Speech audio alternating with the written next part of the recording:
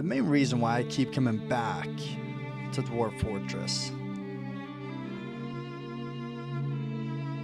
is for its unscripted, random, and hilarious ups and downs. And it doesn't mean that it's not at times painful. In fact, I think that's the addiction in a way. It's not an easy game, because this world will mess with you. And if the outside world doesn't mess with you, your dwarves will happily ruin your day. Clumsy as they are, silly dwarves. Our story begins where we left off. A single-handed goblin did all of this and left basically all the survivors in the fort with these two bison standing guard. This game will never cease to amaze me with its randomness. It's almost like those two bison were literally stationed there to ward off the goblin from coming back again. Our dwarves suffering from trauma. This Greybrows has lost her ability to stand. She is now crippled. This dwarven child, who the goblin mangled with a glove. They're all recuperating. This dwarf has lost the ability to grasp. And they're all very deeply traumatized as well. This is our current situation, as I plan to rebuild this fort, but my dwarves keep on giving me a goddamn hard time by being so goddamn weird. Even the ghosts acted strange in this episode, which you're about to find out. I've already given you a little sneak peek into that. Yeah, so we have our forts, and people are just walking by these skeletons. Kind of annoying that they're not picking them up. I'll explain why that is in a short jiffy. As you can see, they've killed my favorite dwarves, like Shy Pooper here. No! It was a legendary dwarf. I always enjoyed our moments together. And so, starting up this fort right now, as some of you will know, when you go from 70 dwarves to 15, things really slow down. This fort became very inefficient. There are so many corpses all over the place. My dwarves are kind of treating it nonchalantly, which is very painfully annoying. Besides dressing some wounds, they're kind of ignoring the key priorities here, which is also cleaning this fucking place up. We have our new mayor just elected right next to Greybrows. Greybrows will be a key part of this story for today. Obviously, when I saw Greybrows, her portrait, she was born with those massive gray eyebrows, so she got a legendary nickname. Yeah, let's just say her tale is not the most pleasant one. So the fort, as I said, has experienced some shit. We have this one lone dwarf standing up by the bolt throwers like he's got severe PTSD. He can't let go of this bolt thrower right here. He's just standing by, gripping it firmly. And this dwarf, I decided to make him then a doctor. So he went out onto the battlefield to pick up this pigtail cloth, ran all the way down into the hospital and started dressing down Greybrows, which I'm sure Greybrows, who is feeling nauseous and seriously injured, felt very grateful for. Greybrows laying in her bed. She has her mother, who had never been a doctor, but she became the chief doctor of this place because, spoiler alert, all three doctors fucking died. This vomit and all of these bodies strewn around this place. I'm just super annoyed with my dwarves. Like, pick them fucking up.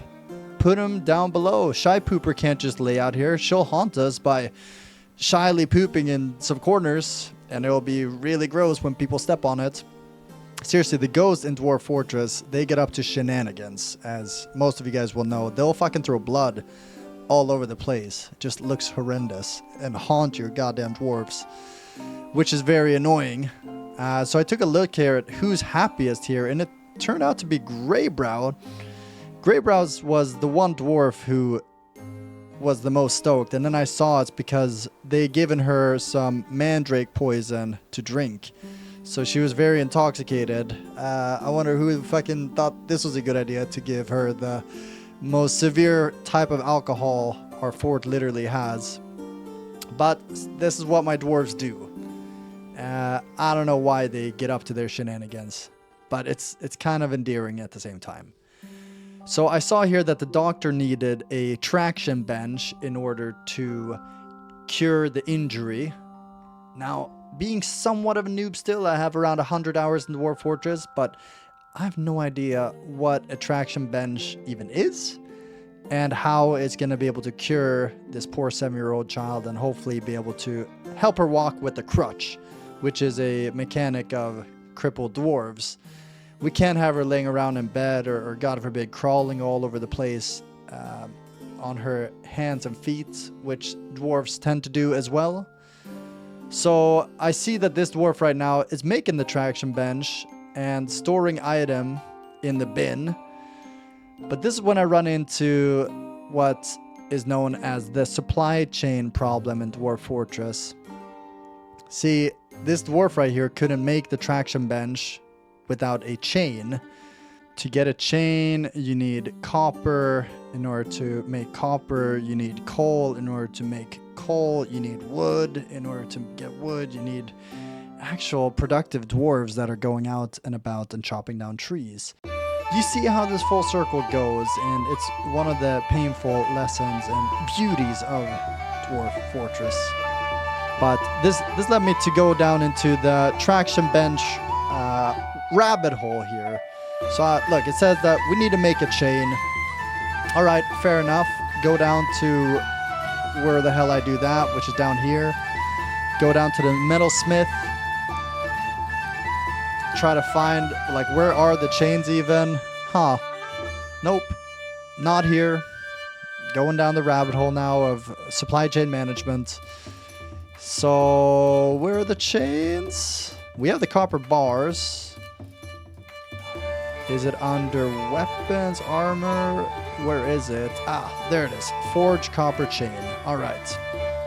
We will prioritize making that. So now this dude is getting to it. But as it turns out, you need coal in order to make a copper chain, I believe. So we're making charcoal now. Apparently. That's what you fucking need. So look, there goes one dwarf there. He's making charcoal in order to make this chain, in order to make this goddamn traction bench, just to get this little 7-year-old walking. Now we're all pitching in, and I'm feeling a little bit more confident now in my dwarves, who are just so silly. This is part of why I love it about the game as well, is you have to figure things out like an equation. If you do X, then it leads to Z, and so on and so forth. Here's our mayor now conducting a meeting. This is incidentally the same mayor who gets cucked later by the ghost there, who decides to join in on the action. That was seriously the craziest thing I've ever seen, but we'll get to that in a minute. So, okay. My dwarves are now roaming around the place. There's a little kid with the chief doctor, who's also Greybrow's mother. So thank God these two innocent people have made it. Even the father has survived as well, Greybrow's dad. So later on, I decided to build them all a little master bedroom so that they can all live together. But look, I've gotten stuck now because we still seem to be struggling with making these copper chains. We have the wood to make the charcoal. But this is just the pain of Dwarf Fortress, which is so addicting. Is figuring shit out, but also getting frustrated that it's not as simple as you maybe thought it was. So look, now he's forging this copper chain, and we're getting haunted now by our first ghost, which is fine. Okay, so traction bench for like the 5th motherfucking time. Let us go ahead and build that, please. I just want to ensure that Greybrows can walk again, guys. And great, now we're being haunted in the entire fort by these ghosts. So, because we're trying to prioritize this 7-year-old to walk, we haven't buried the corpses. We haven't even dug the tombs yet, to enable us to bury the corpses. So we got a lot of work to do. And like I said before, when you go from 70 to 15 dwarves, things are just so slow. And hey, I mean, we're one siege away from getting wiped out now as well. These 15 dwarves. But look, 7 new dwarves have just joined. So now we went from a population of 15 to 22, which is happy days. Yes, we're haunted, guys, but welcome in. You may find a chair in your bedroom. Please don't mind that. It is nothing for you to worry about, dear new settler here. We hope you make yourself very comfortable. And don't look around too much if you're getting intimate. So this is when Dwarf Fortress gets a little bit spooky. When you don't have time enough to build, like I'm showing right here, and being a little bit of a perfectionist. This is also kind of a danger with Dwarf Fortress, is you do not want to play this as too much of a perfectionist. It can actually be quite satisfying with the ADHD of just making things kind of slick. And this is when I saw it, guys. The cucking. So look, that's the mayor, and that's his woman who walks into the room. And this ghost is like, yo, I had unfinished business before I died. I'm gonna see this through before you guys lay me to rest. I'm just gonna watch. And it's also kind of disconcerting that the mayor was asleep while this happened. Look, even the cat's backing out like, y'all are fucking weird. God, even our cat is seriously injured. Can someone cure the cat? Can we prioritize that, guys, please? Yeah, so we're making the tombs. This is gonna be taking a long ass time for us to be living with these ghosts, and honestly, a little bit of cucking is probably in our cards. We probably have that to look forward to a few more times. So now I'm making more coffins, and fast forward time a little bit. Our tombs are getting built. It is so goddamn satisfying to see your constructions. This is like part of what I love.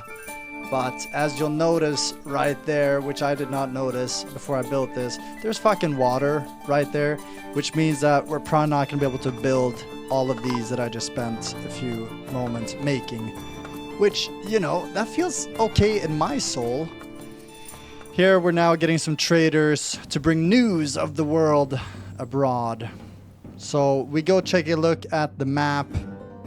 We are Valemere right here, and surrounding us we have 2,000 goblins led by the Demon of Gut, by the Learned Seduction. The Learned Seduction are like our main nemesis who are here. We have the Cruelties of Length, which is also kind of a kinky name.